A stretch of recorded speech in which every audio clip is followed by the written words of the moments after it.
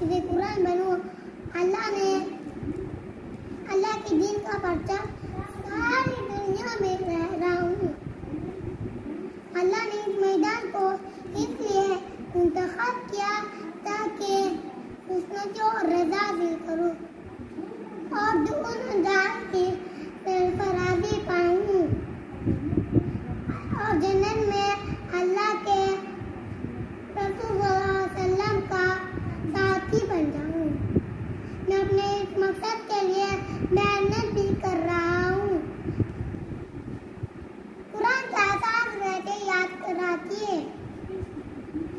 हिफ्ज़ की तकमील में आसानियों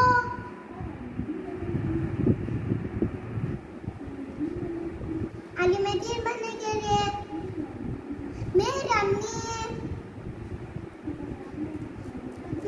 मेरा दाखिला मेरे मदरसे में किया है,